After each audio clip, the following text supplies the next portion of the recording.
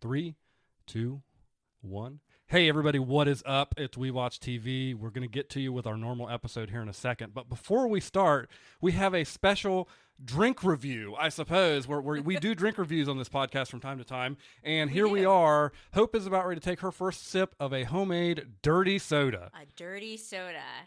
Now, I wish we could get one from Swig. We'll explain more on that. But we live in West Virginia, so we had to go with what we had. Come on. All right. Quit the suspense. Taste this disgusting looking thing. Cheers, beers, and Mountaineers. What do you think? Oh my gosh. It's actually good. I like it. Wow. I am blown away.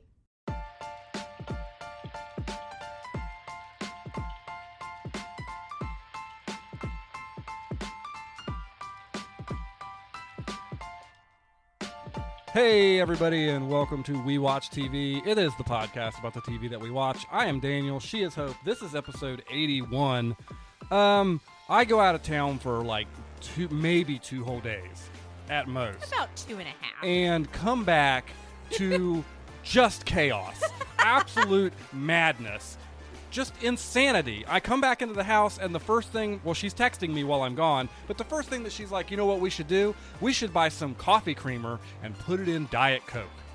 Or regular Coke. This or Dr. sounds Pepper. insane to me. I had written up this entire monologue that I wanted to go through It's about called a dirty absolutely soda. how terrible this sounded. And then I tasted it after she tasted it, and we didn't record it, and it's actually not that bad. I believe you had a choice word because you were upset at actually how much you didn't hate it. Oh, I used a choice word there. We can't Because say you were it like, on the podcast. okay, this is actually not bad at all. I will say, however, there was an aftertaste. That's why I'm cleansing the palate here. Well, I currently have it on my desk right now. So I have the dirty soda, the homemade dirty soda, but I also have my center drink of my iced coffee, which is also homemade. I hate all of this. Do you want to explain to the folks at home what in the world you were talking about? Well, Daniel goes away, and I think, wow, this show just came out. What a great time to introduce another fantastic brand of reality TV show into my life and make it my new personality for 2 weeks. So I did start, which everybody's been talking about it on TikTok. Everybody's talking about it online. The girls from the show are making their podcast rounds. And that is The Secret Lives of Mormon Wives on Hulu. And that show, let me just say, it delivers. It's got just everything I could ever want in a reality show. And now I just am all like into finding out, what's going on with each of the girls. I'm into finding out and doing research on like the whole, coffee thing to begin with, why they drink dirty sodas, because they do sort of explain it in the show. But I've ended up watching some creators on YouTube and TikTok kind of explain more about that because I was a little confused. I thought it was just caffeine. And I'm like, do they not know that Coke and Diet Coke, and I believe Dr. Pepper has caffeine in it? I'm like, who's going to tell them? So it's not just caffeine. Okay, so the Mormons, apparently, this is what I've heard, they explain this on the show, they can't have, like, coffee or tea. Like, it was in, like, their religion that they couldn't have that. So I was always like, so is it hot stuff? Can they have soup? No, they can have soup. It's just coffee or tea. So it's not even necessarily caffeine. But isn't soup just animal tea? I don't know, whatever you want to call that. So anyway, they just throw me totally off. Somebody asked the very important question that I've been asking, like, okay, well, what about iced coffee? Since coffee back then, when this like kind of rule was put in place, didn't exist, like no one was doing iced coffee, that's how you still think of coffee that way. So they don't want to put anything like that into their bodies, but a 40 ounce of a dirty soda at 8 a.m. with different syrups that's just good to go. So should I just talk about the show, open up right about it? Yeah, I just want to say I am really disappointed in myself today. I thought I was prepared to hate that so much. And you don't hate it. And I don't hate it. It makes me really want to go to one of like the Utah soda shops, like and Swig. Our nearest swig, we looked it up, is in Tennessee. What's worse is that, like, that's a creamer I got from Dollar General. Yeah. It is the Dollar General brand French vanilla creamer that I put in there, and I don't hate it at all. I put it in there, but you bought it. He procured the items from Dollar General. So, well, this is like the West Virginia version of the kind of Utah soda. This is a West Virginia dirty soda. All I've been thinking about lately is dirty soda, Utah curls, and then other stuff, which I'm not going to get into in the podcast. Oh, we're not going to talk about the swinging and the ketamine? Yes, we can talk about the swinging part of it, but there was other stuff that I had to learn what they were talking about. Oh, yeah. Anyway, I'm just so innocent. Message me on Twitter if you guys want to know what that is all about. Okay, let's get into the show. Nothing more that I love than a good reality show with drama, with some craziness, with some, backstabbing. And this show delivers on all the boxes. And apparently there's a lot of stuff that got cut out of it that didn't make it in. Like there's some hairstylist drama. I can tell you when I first had to switch hairstylist, and because I wanted to go to someone a little closer to me, I felt like I was committing adultery. Like that is like, like I felt horrible. Like I was like literally like I even like blocked like my other stylist. Hey, if you're listening, because you moved away now, it's okay. I like kind of blocked her from seeing like my first couple posts that I did because I was friends with her, and I sort of blocked her from seeing it that I got my hair done because she's gonna be like, oh my gosh, Hope cheated on me. So all that drama, because there's a girl, one of the girls in the show, one of the wives runs a salon, and I guess there was a whole segment where some of the girls were kind of stepping out on her and going to another salon to get in their hair extensions and their Utah curls, and I'm like, that's the content I want to see in season 2, because we're definitely getting to season 2. But basically this show kind of revolves around this group of women. They are Mormon. Some of them aren't exactly practicing Mormon. They've kind of stepped away and they don't consider themselves like Mormon at all anymore. They even make jokes like, I'm a 7 on the Mormon scale. I'm a 4 on the Mormon scale. I'm a 9 on the Mormon scale. And then you have some of them that are much more into the religion. And they kind of came to prevalence by this thing called mom talk. So like TikTok, just, really solidifying its place in history here. And one of the girls, the only one that I actually right up there with the pyramids, I guess so, that I recognize from TikTok is Taylor. And she was, I know her because she did, and I didn't realize it was even the same girl. She had done a couple of videos back when I started watching TikTok where she pretended these 2 blonde women with her were like her daughters and that she was like really in her 50s. And some people look really good for their 50s, so my idiot self just bought that right up. But anyway, when it comes to mom talk and this Taylor person, I guess it comes out a while back, a big scandal, because she's Mormon, and she and some of these other girls who are not in the show, Taylor's the only one involved in this, were in a swinging scandal. They were soft swinging, which I guess in their terms, and we're not talking about and we're not talking about playground swings here. Like swinging parties, and they'd invite another couple over, then they brought a third into it, and it was when they brought the third couple into it where things people started catching feelings and things just kind of went off the rails. And so Taylor ended up exposing the whole thing in like a TikTok live or something, and just kind of blew it up. So mom talk sort of got blown up in the process from that. So we have that scandal going on in the first end of an era. The first episode really focuses on that.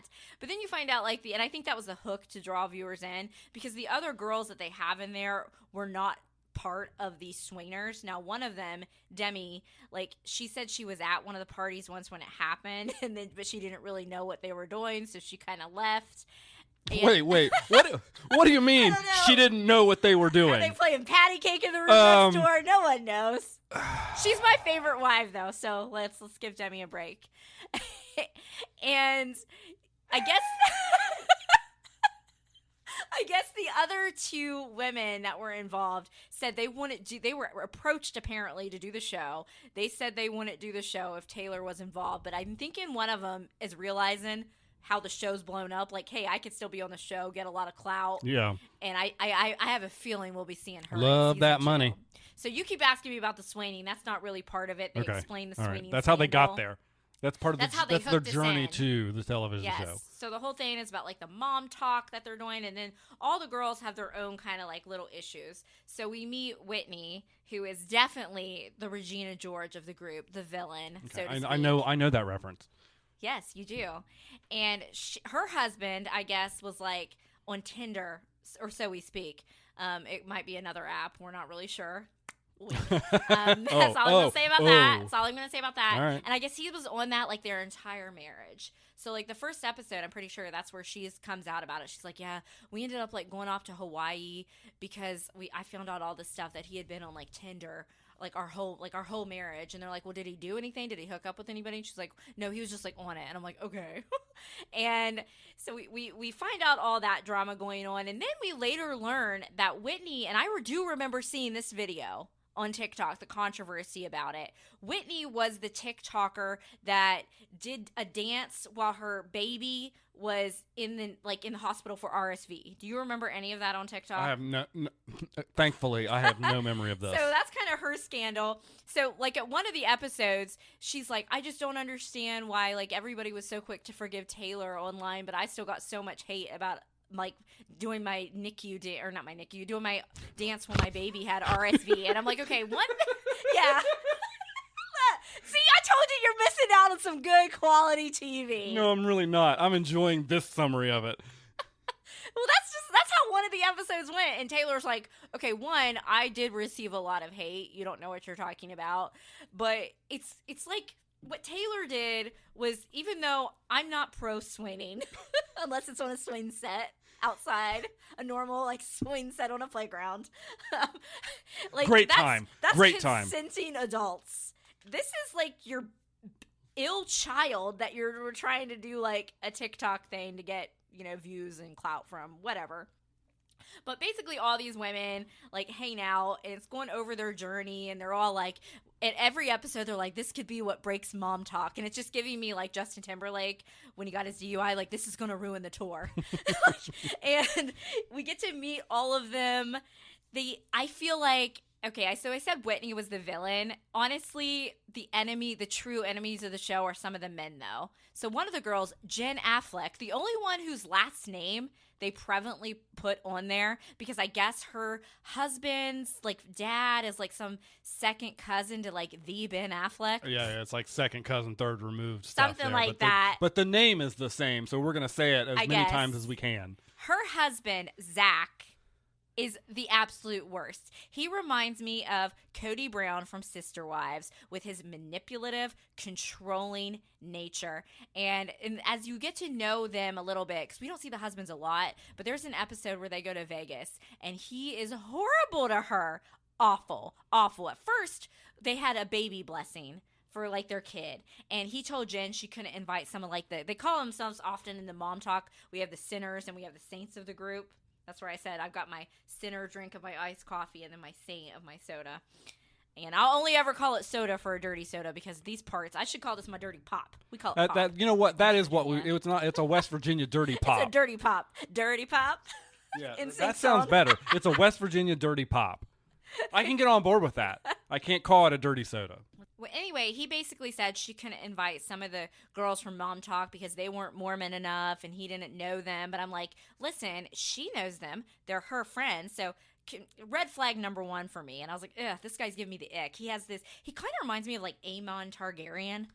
I'm not probably butchering his name, from House of Dragons. He's got this really bleached, creepy blonde hair, and I'm not usually going to criticize someone on their looks. Matt Smith's unless character? They suck. No, like one of the other ones. Oh, okay. Like the son, like the one guy. He's just like awful. Of the one, we don't watch the show, but I know what character they're talking about. Okay, I'll send you a photo. The eye patch guy? No, the other one. Oh, okay, all right. This is just too much. It's all this dirty soda pop we got coursing through our veins. It's just hyped us up. It really has. It really has. So in the Vegas episode, one of the girls who I like is the hairstylist girl, Jess. She plans a surprise for all the girls because her husband's pretty chill. The only thing that he did that made me mad was when she went on a trip. He's like, what am I going to do with the kids? And I'm like, watch them. Care for them. You dummy. Make sure they have food and water. Like, oh my goodness. But for the most part, she's one of like the chill ones. It's kind of like she's not super into the religion. Her husband kind of respects her, lets her do stuff for the most part. Lets her do stuff. Is fine with her doing stuff, I should say. And I let you do a lot of stuff. She plans this trip to see the Chippendales in Vegas. Fun fact. Those are The guy, they have the little bow tie and then nothing else. Fun fact, one time I didn't know what that meant, and I was coming back from a high school football game. You were thinking Rescue Rangers, weren't you?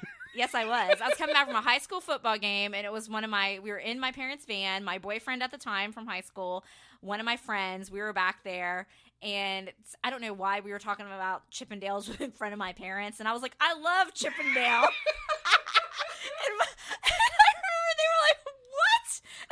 Like Rescue Rangers. See, I'm just a very innocent person as well. What was the girl mouse? She wasn't. Oh, Gadget. She wasn't mouse. Gadget. Yeah. Did you have a crush on her? That's a hot cartoon. That's a hot cartoon. This is just wild. I knew this section would be off the rails.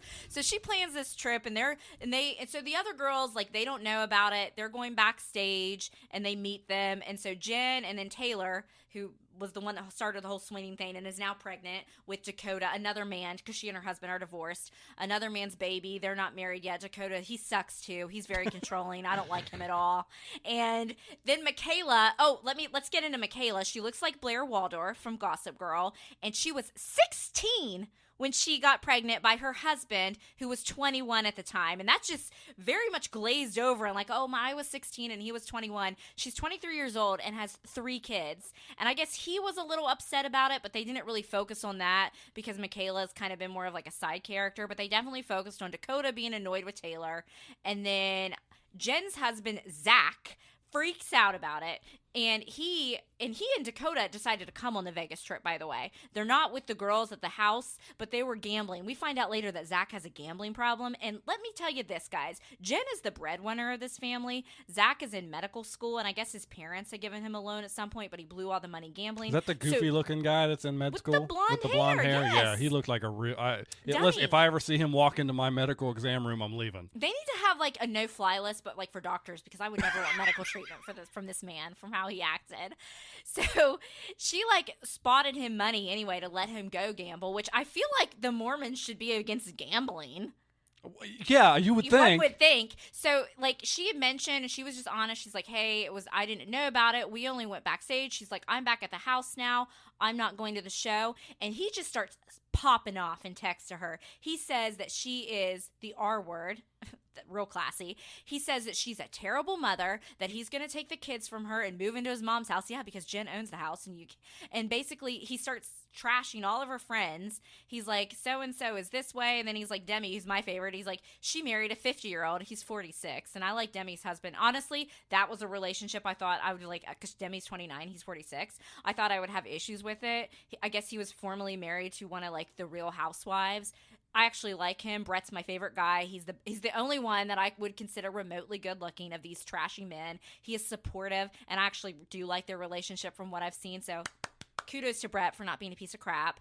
And so he's just popping off all these texts to Jen. Then it's like at like 2:15 in the morning, he's like, you need to come see me now. So he wants his wife, who he just called a terrible mother, to walk the streets of Vegas at 2:15 in the morning to come find him. And then I guess after that, the next day when Jen emerged, she's like, oh, we had a great conversation. And I'm like, but did you? So Demi and Jess, my 2 queens from the show, they're like basically calling it out. They're like, no. They're like, we've been through this because like Jess and Demi both were married before. They've been divorced. And so Zach is enemy number 1. Now, Whitney, one of the girls, she was not on the Vegas trip because she decided to leave the group chat but not tell anybody about it. And she's just been real dramatic, the Regina George. Let me just say that other people, I feel like, waited till about episode 2 to clock her. I had her clocked from about 5 minutes that she was on my screen, episode 1. I know a mean girl when I see one. I've been friends with mean girls. I know how they behave. There was this whole incident with her and Demi at the Galentine's Day party, and I guess it's like this thing involving cereal, Fruity Pebbles between Demi and her husband. I'm not going to get into what that was all about. It's not a swinging thing, right? No, not a swinging thing. Just regular like, cereal activities. Well, not really, but like intimate stuff. And Whitney decides to wrap up a box of Fruity Pebbles, diabolical, and gives it to Demi as a gift at this party to embarrass her. Diabolical, mean girl activity. I mean, if anybody ever gave me a box of Fruity Pebbles, I would just be furious.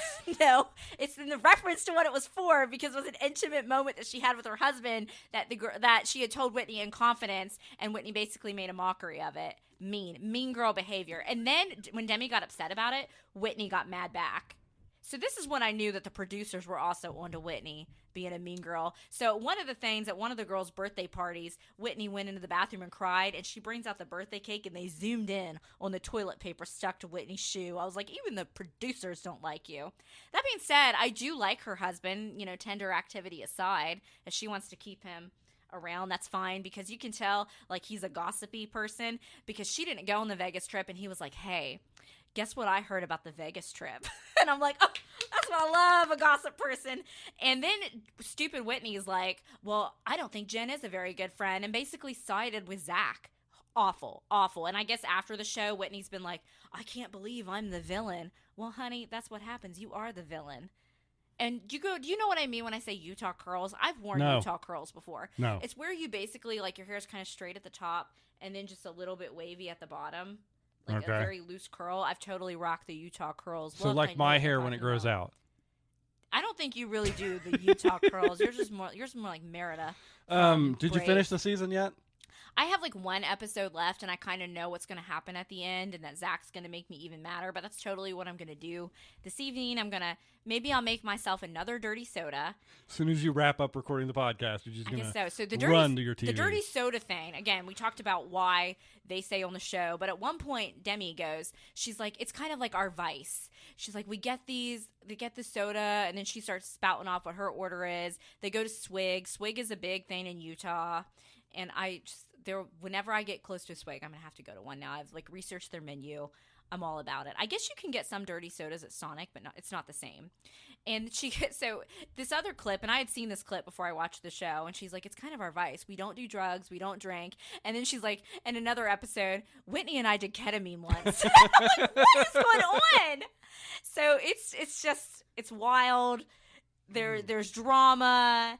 It's crazy. It's just checks all the boxes. Honestly, the one I thought that Taylor, the one that started the whole swinging thing in Mom Talk, I thought she was going to be the villain. She's probably who I would be friends with almost more than any of the women. Taylor, Demi, and Jess would be my friends. Maybe Macy, but you can tell Macy likes to gossip too, because she's always kind of playing all sides of it. But I ended up liking Taylor's at least honest about it. She's not backstabby.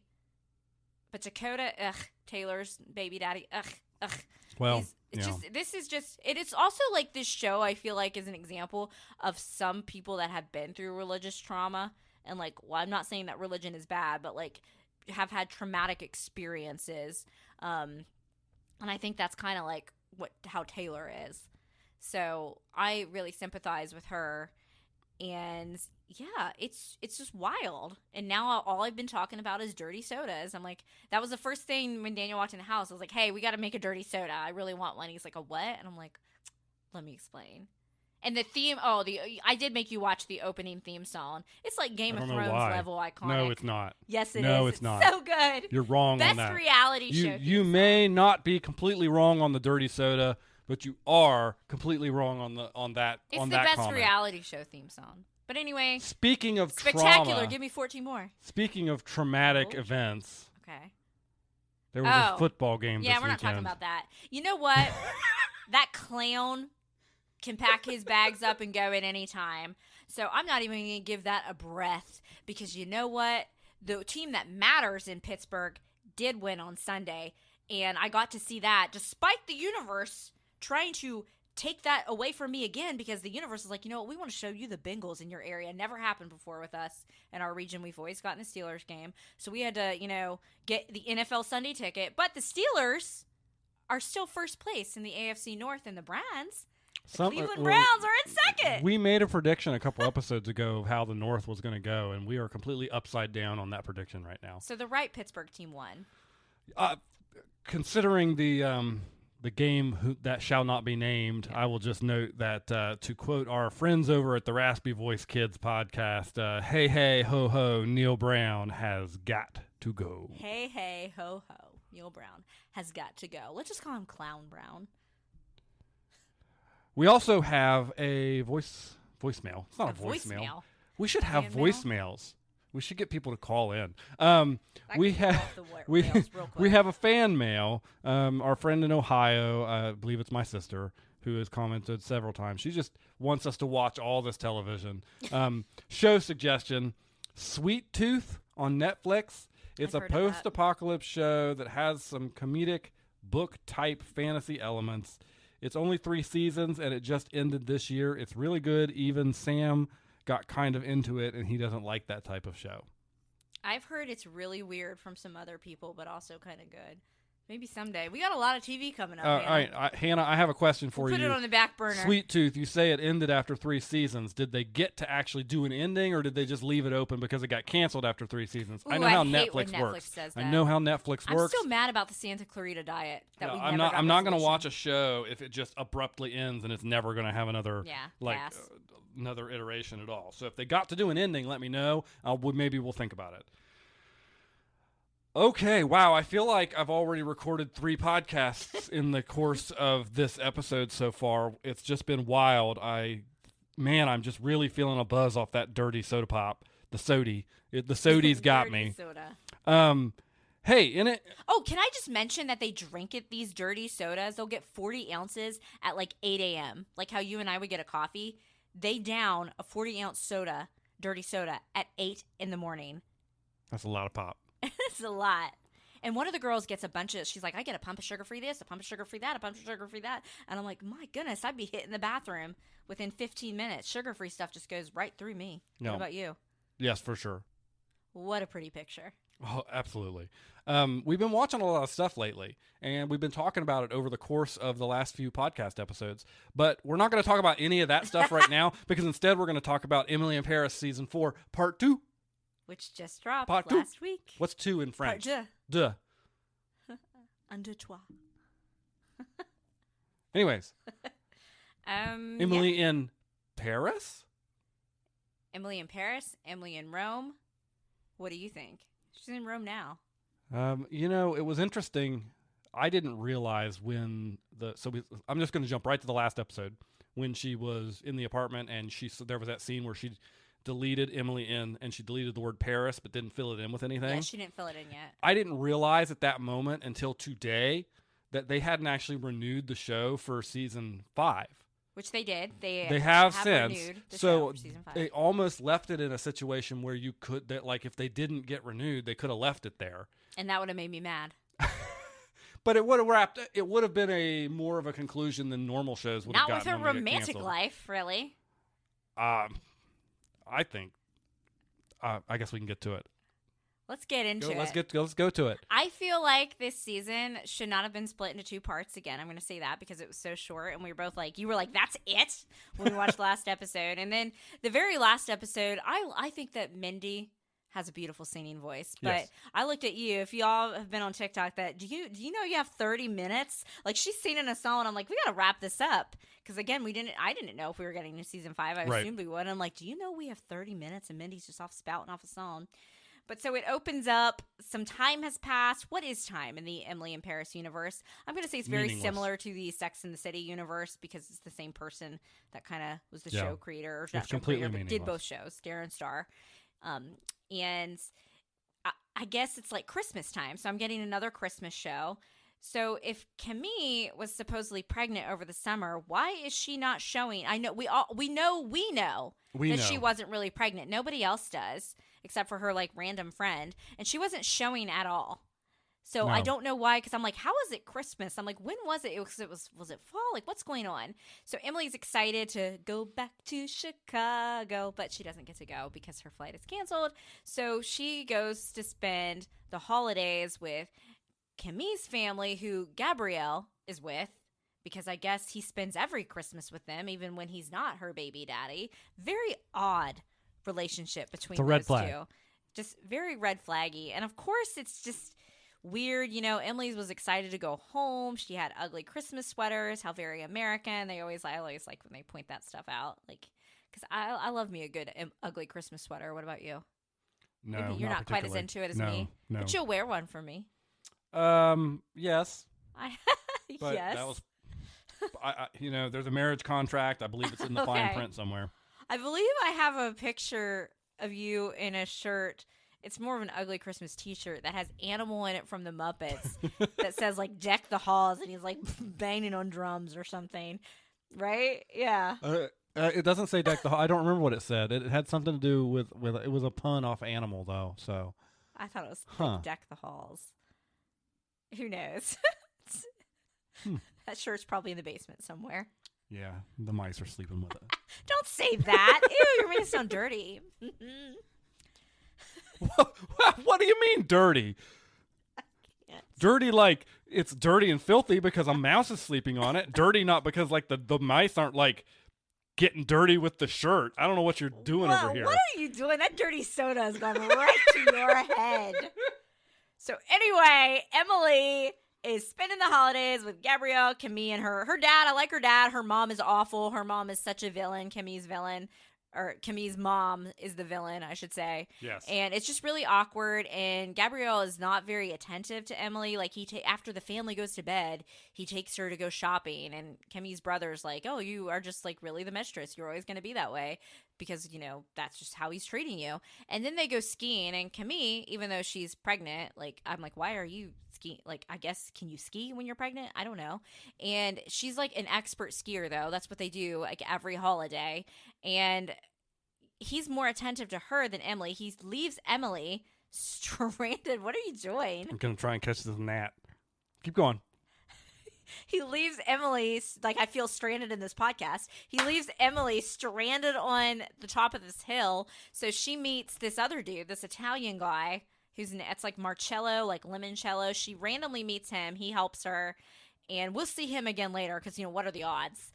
Obviously, I'm sure he's rich, so that's why he was there too. Yeah. Because he has like his little Italian, like, what is it? Scarf company. No, it's not scarves. It's cashmere. Cashmere. Well, all they ever to show is they make scarves. I'm sure they make sweaters. You make too. other stuff out of cashmere? I didn't know. I one time almost threw hands on Black Friday for a sale on cashmere sweaters. I was not aware until this episode of Emily in Paris. So I guess I learned that something. Cashmere comes from that goats. it comes from goats. I didn't know that either. I just knew it was very soft. I'm going to start the West Virginia Cashmere Goat Company, and we're also going to have a side business as a West Virginia Soda? dirty pop. Dirty Pop Shop. This episode is nuts. I just can't. But yeah, cashmere is so soft.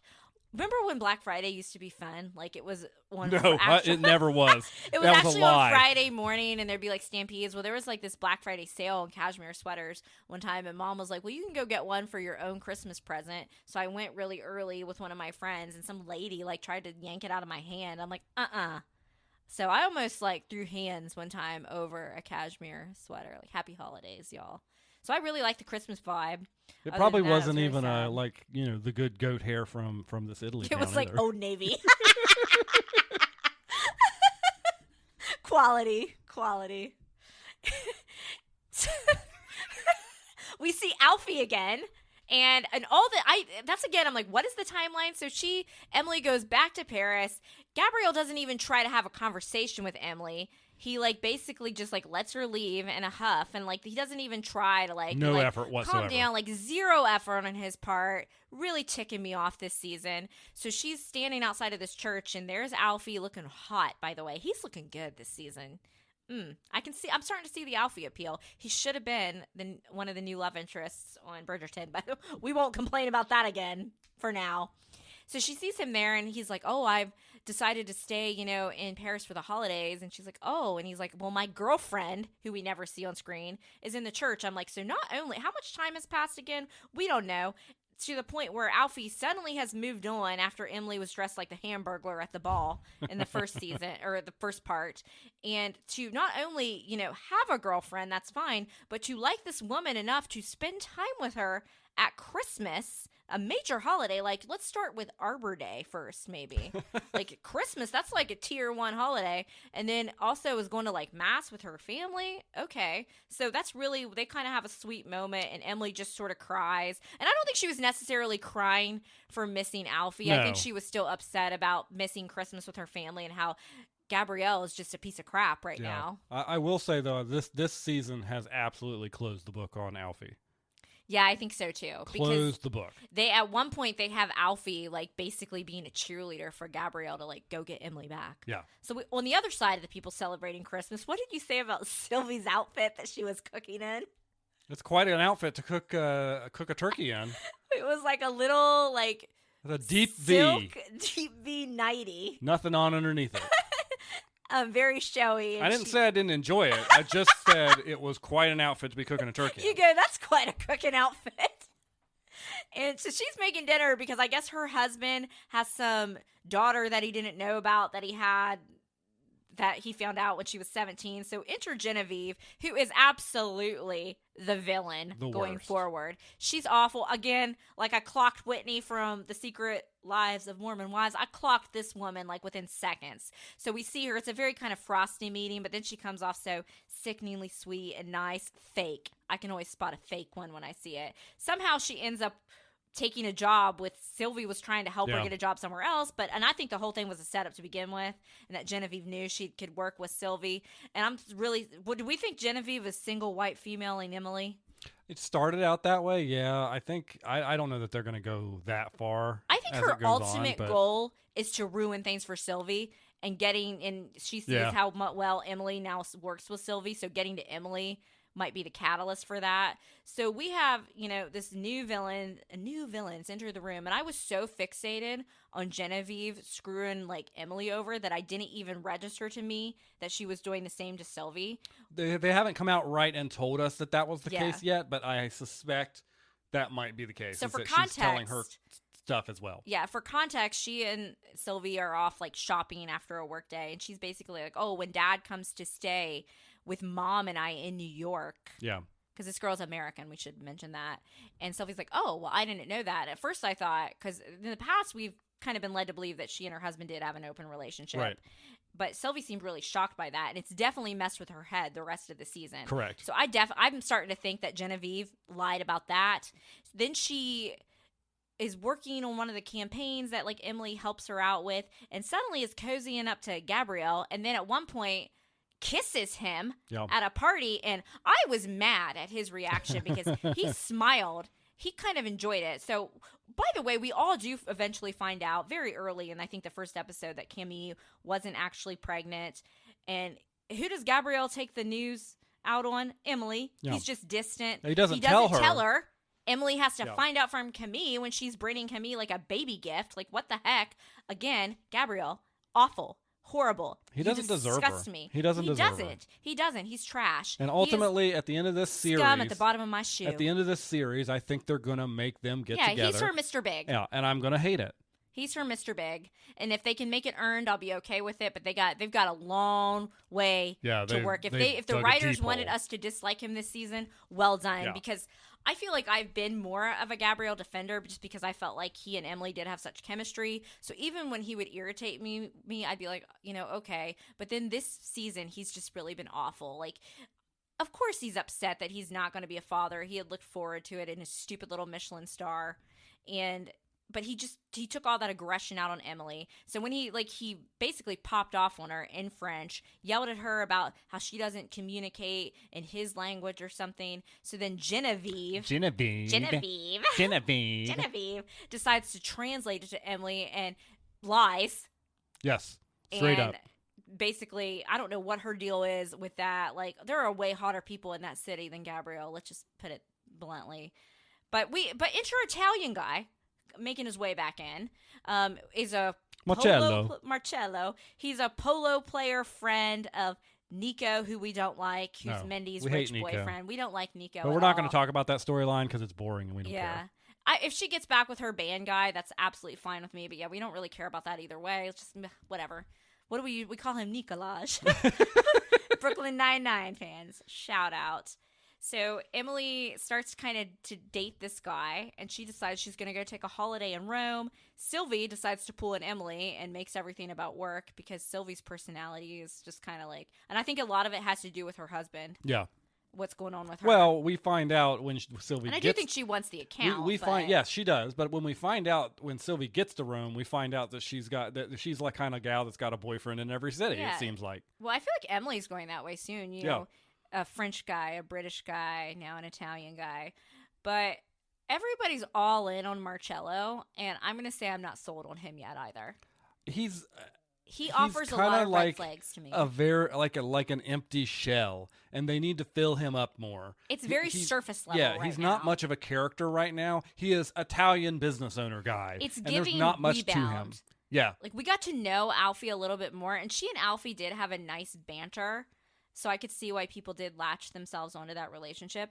Everybody's, like, acting like this man's perfect, but I felt like he, on more than one occasion, like, would storm off and not let Emily finish, you know, her side of a story either. Like, basically, he got mad at her because he thought that she was just hanging out with him, dating him to try to get his Right. business for the company.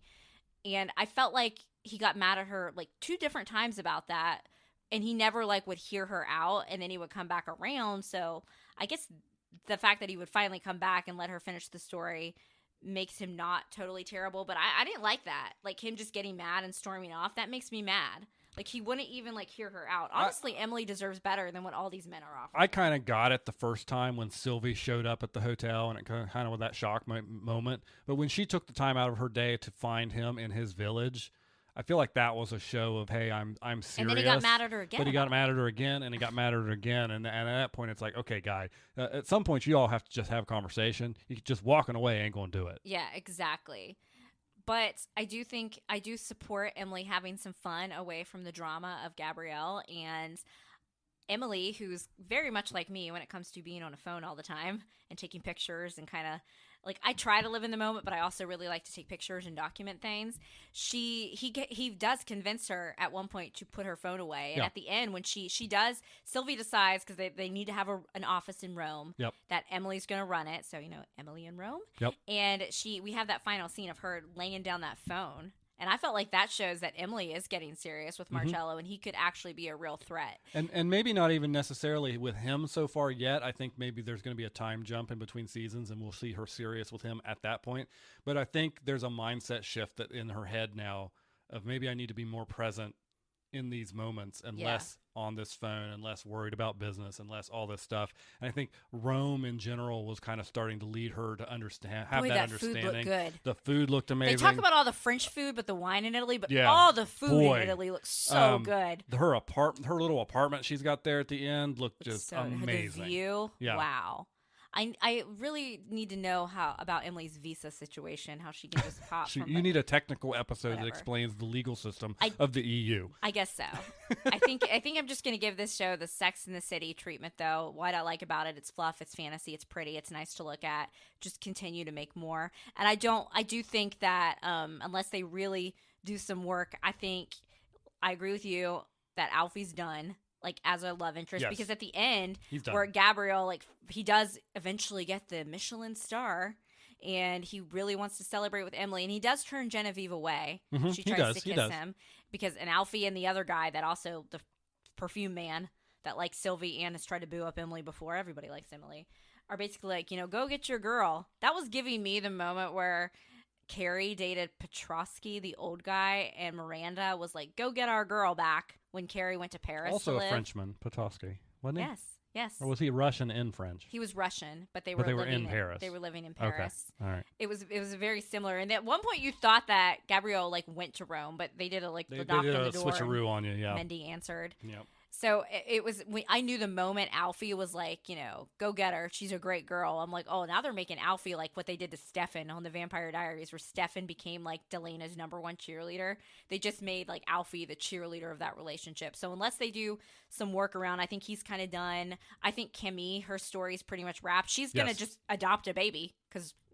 Like I think she'll be around, but her story when it comes to she Gabrielle, moved out of the apartment, is over. And I think that's good for her because she and Gabrielle are definitely toxic in their own way. So we'll have to see if they make this guy a real, you know, threat to Gabrielle. But I think ultimately Gabrielle is her Mr. Big. Yeah, in this show, I see the similarities. Yeah. But they're going to have some work to do to get us to like him again, because I was one of the people that was still kind of into Gabrielle and Emily. Done with it. This season was tough. Now, can I just say how I do have similarities with Emily that you pointed out, that I said something while we were watching the show. I was not going to let you finish this segment without bringing that up because it was funny to me. I said it before she said it. So she has arrived in Rome. He's taking her around, and I'm like, oh, this reminds me of the Lizzie McGuire movie. And then, not 3 minutes later, Emily, makes a reference to the Lizzie McGuire movie. The Lizzie McGuire movie is iconic. It is the moment. You watched it with me once in my dorm room at college. That was when you were trying to woo me. Correct. And I was like, let's watch the Lizzie McGuire movie. And you were like, okay. Will men just do anything for women that they really like? Yes, absolutely. Watch the Lizzie McGuire movie. Because you didn't complain at all. You seemed excited about it at the time. Hey, we also watched Only Murders in the Building, episode 3 of season 4. What'd you think of that? Loved it. We got more of the actors that are going to supposedly play them in the movie. Yes. I really just want to see Eugene Levy and Steve Martin have their own little that's really sitcom good as well. That's a really good pairing. They're really funny together, and how Eugene Levy is trying to be it's a playoff. His Brazos character, because I really feel like that's what like they haven't said it in the show, but he's trying to be more like Brazos than he is to be like Charles. Yeah. Because that's he has admitted in the show that's was a very formative thing that he watched. And Zach Galifianakis and Oliver are trying to bond, and Zach Galifianakis is really not into it until the Cat Man comes and defends Oliver and basically talks about all of how Oliver's failed struggles, and then he's like, "Oh, now I want to commit to this role." Eva Longoria was annoying. Very much so. Yes. Maybelle. So they talk to the Christmas guy that was obsessed with Christmas, but apparently he hates Christmas. Yeah. He's a fitness guy, did a Christmas episode, blew up, and now he feels like he has to make his entire personality year-round Christmas. I love Christmas, but I wouldn't want what part makes Christmas special is that it only comes around once a year. Could you imagine having Christmas stuff up year-round? No. I don't like it as much as it is. Oh, you love it. It won't be long. November. Don't talk like that. November is when it kicks off. This is how it goes. Everyone always, no one skips Thanksgiving. I can't stand that people say that. Thanksgiving is a wonderful, amazing holiday day event that falls in the middle of the holiday season, which is November and December. I like my turkey with a side of Christmas lights. Thank you for coming to my TED Talk. Back to Only Murders. The pink eye thing. I hope that Charles and Eugene Levy don't get pink eye from this. Oh, they're totally going to. Because they're trying to figure out, if the one guy, shot himself in the eye and was making when he shot at Charles and was making the whole story up. So we have he smacked the crap out of Eugene Levy. Mess around. They're trying to get him to take his eye patch off so they can see if it's a bruise or if it's actually pink eye. And it was some really good slapstick comedy and very good and situational stuff, and it was very good. What was the theme song to Perfect Strangers? Yeah. Was it because they're listening to the ham radio? Did we get any what was our little sizzler at the end? I don't remember the sizzler. I feel like the only thing. Oh no, the Perfect Strangers song. The Perfect Strangers song was connecting something, and then they had the ham radio. Somebody's whose voice we don't really recognize was on the ham radio and told him not to be on this frequency, and then it ended. I don't feel like we did any. If anything, this episode was basically eliminating people as suspects. You got rid of Eye Patch Guy and we got rid of Christmas Guy as suspects.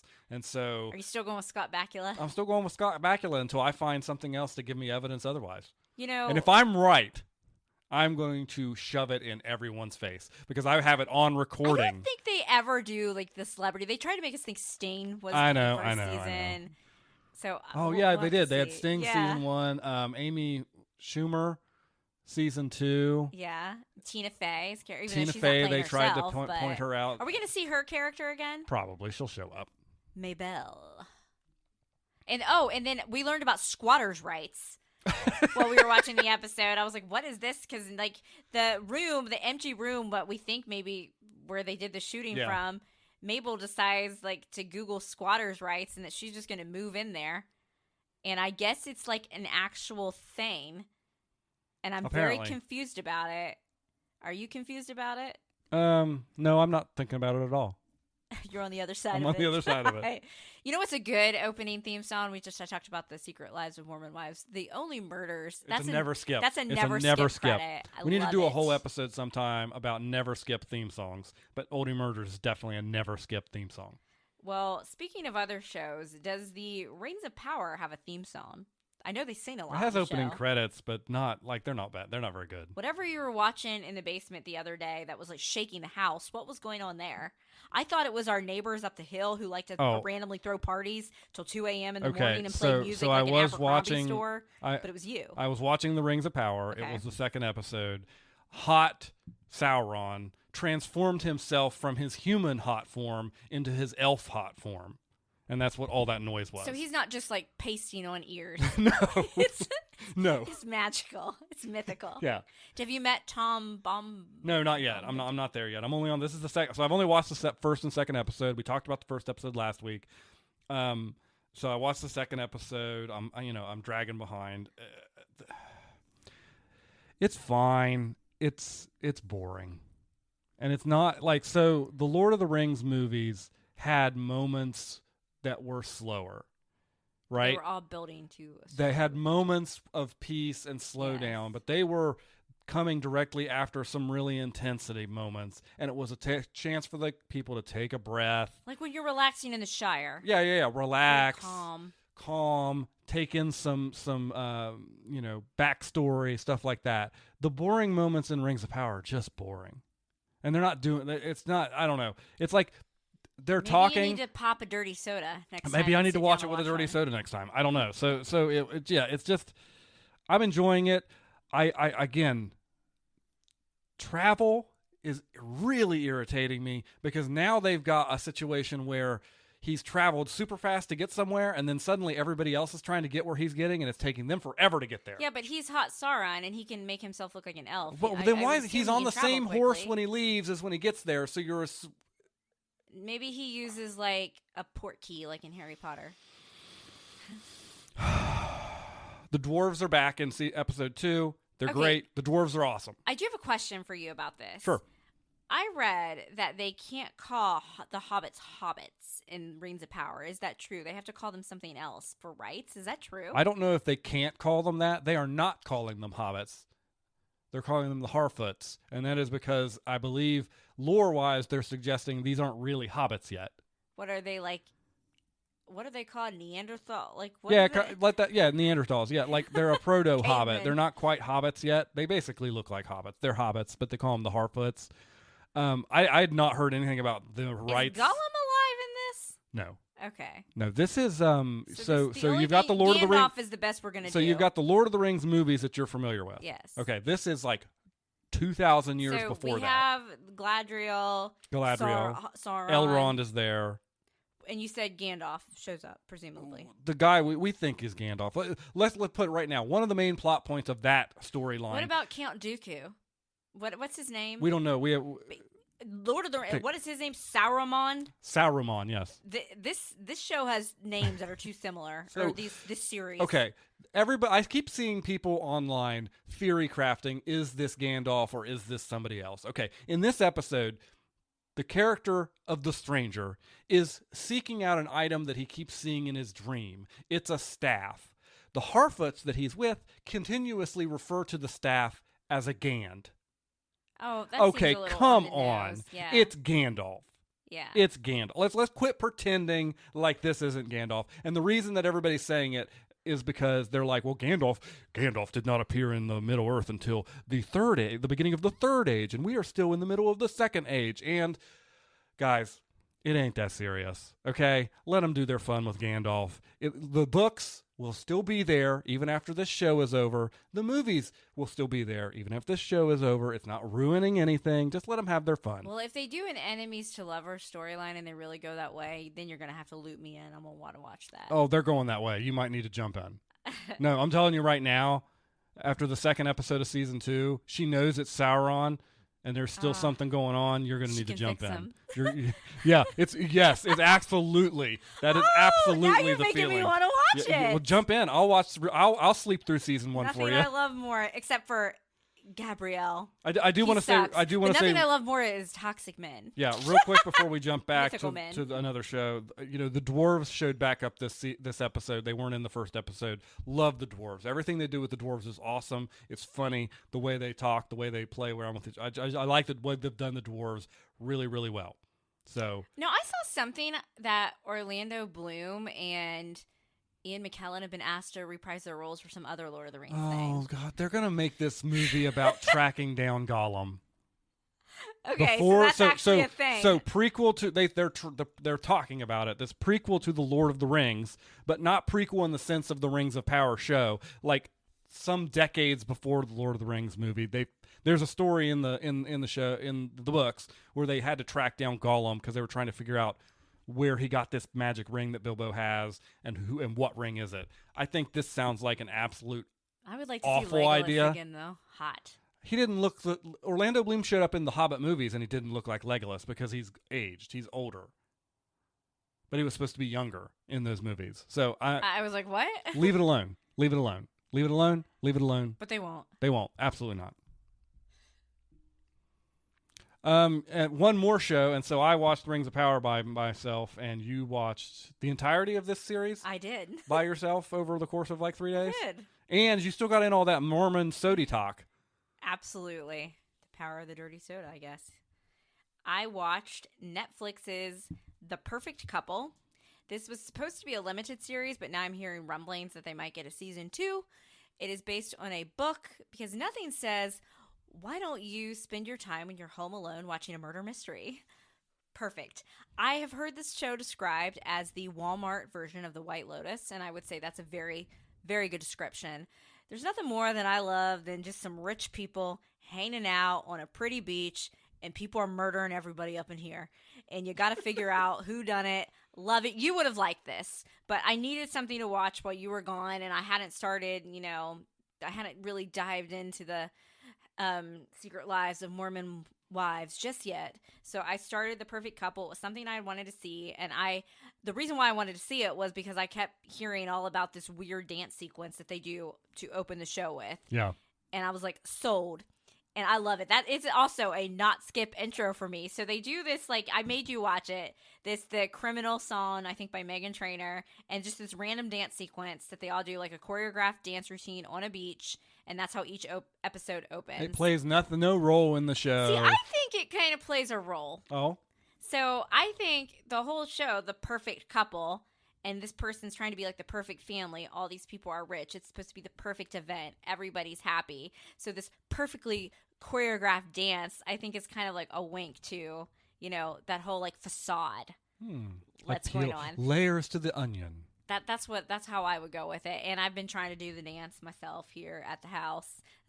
I should drink more dirty soda and be dancing to that. It's a time. But Nicole Kidman is in it. The guy, I always just know him as the guy from like Scream 3. His name's like Liev Schreiber. I think he was in a version of a Sherlock show that we didn't watch. He was Sabretooth in the X-Men movies. Oh, in X-Men really? Origin. Yeah.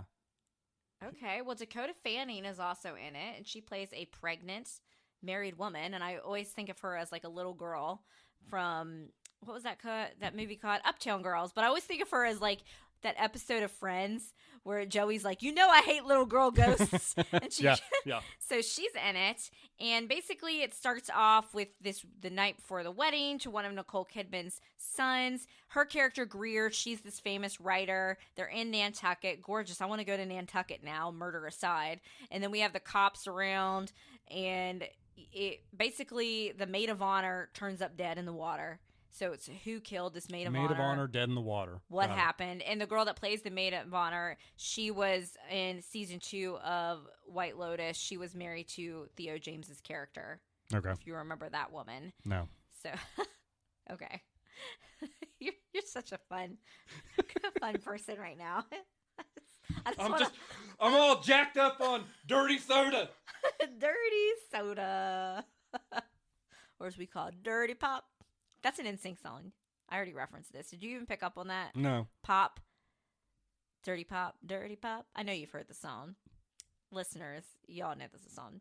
But anyway, there's nothing more, like I said, than a rich show full of scandal and intrigue. Kind of silly. Love it. Good whodunit mystery. And I feel like I figured out who the murderer was really early. So now this is the point in the podcast. As you guys know, we are a spoiler podcast. 59 minutes in. That we're gonna. So You guys should know this by now. Come on. So skip around if you have not watched The Perfect Couple, because I do recommend you watch it. This is a show, Daniel, you would have liked this show.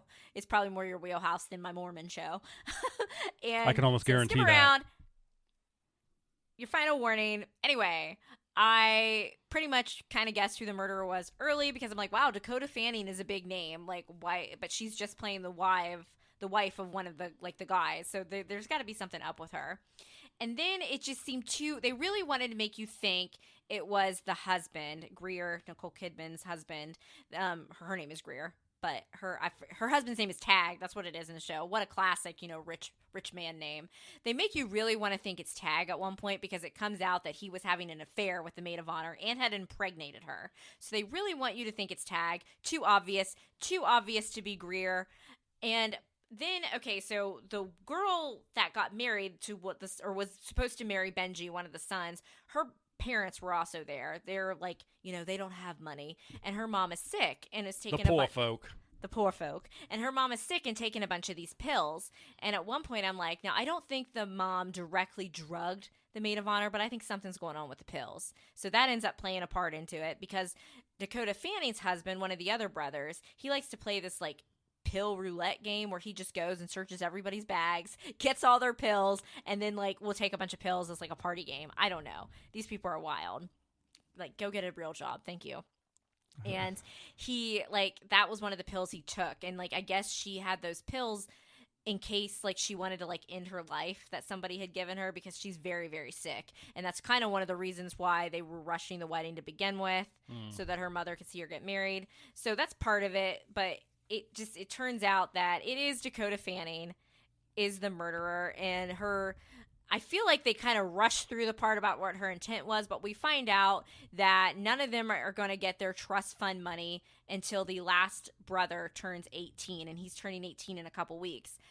But when it comes out that Tag has impregnated this other woman, that would be another kid that would be getting like the money, so to speak. So she like basically like loses her mind and decides to crush up the pills, put it in a glass of orange juice, and give it to, I think her name's Merritt, the maid of honor. So that's your whodunit. It was definitely, that part was a little rushed, but it was like funny, but also serious, but also not that serious. Like you could like some of the jokes and stuff. Like I feel like they were almost trying in a way to like play off of these murder series. Right. So if you're missing The Summer I Turned Pretty for a beautiful beach aesthetic, this show is for you. If you're missing the White Lotus or is it White Lotus or the White Lotus? I think it's White Lotus. I don't think it matters. If you're missing that show, this is like your discount version of it. So go watch it. If you decided to listen to me and you know that Dakota Fanning's going to be the murderer anyway, like it's still fun to watch. Watch for clues.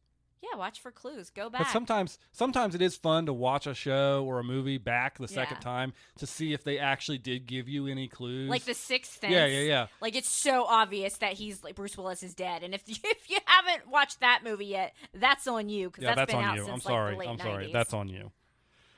Alrighty, well, we are kind of, that's what we watched. I know some of you have been listening, wanting to know more of our thoughts on the Umbrella Academy. With me being out of town this past week, we just didn't have time to get to that. It was too much dirty sodas, Daniel out of town, learning about these different women from the show, catching up on both of our individual shows. When you go out of town, it's like everybody's tired. And then same with New Girl. We haven't watched any more New Girl. We watched a little bit more. Yeah. But we're still slogging through that Jess, Robbie. Yeah. Whew. So we're in season 6 right now if you're watching along with us, and we will be talking about season 6 in its entirety probably. I can't guarantee next week because like we've got a lot of stuff coming up. And that's what we wanted to say now is like we've got a ton of stuff coming. And we do promise that we will finish Umbrella Academy. Like you said, we just didn't have time to watch that. But so many things are coming out this week and next week, including one of our favorite reality shows, which starts this evening, and that is Dancing with the Stars. So to close off this podcast, this isn't who's going to win the whole season. Who do you think is going to be at the top of the leaderboard for night 1? I'm going with the Disney star girl, Chandler, I think is her name. Right. You know, I was going to go with The Bachelorette, but she got started super late. She's not that much later. And I think that could be, that for a night 1, she's gonna cruise through, regardless of how she dances, because the Bachelor Nation people will vote for her. So that's what I was going to say. I'm going with Steven. I think Steven's going to come out and he's going to really show a lot for a male dancer celebrity, and he's going to be at the top of the leaderboard. That's who I ultimately would like to win the season, although I'm loving Reginald VelJohnson. But I think for night one, I'm going that is in fact her name, Chandler Kenny. I feel like she's dancing with Brandon. She's the former Disney star girl, younger. From what I've seen, she can move, so I think she's going to be, unless they, sometimes I feel like they judge them harder. Like if you have a little bit of dance experience or you look good, I think they kind of, like they did that with Sochi. Right. Last season. So that's my prediction. Anything else you want to say about Cheers Dirty Sodas? No, I just thanks for listening in, and I'm going to go to the kitchen and chug a 40-ounce dirty soda and make some dinner. Have a good evening. Bye. Thanks for listening to this episode of We Watch TV, a podcast about the TV shows we watch. You can find more from Hope and Daniel on Instagram at We Watch TV Podcast. Drop us a line if you like the show, have a question, or a recommendation. You can find Hope on Twitter at Lil Runner and Daniel on Twitter at The Real Hobo Dan. Music for today's podcast was provided by Your Tunes from Pixabay. Artwork was created using the AI program Midjourney with prompts written by Daniel.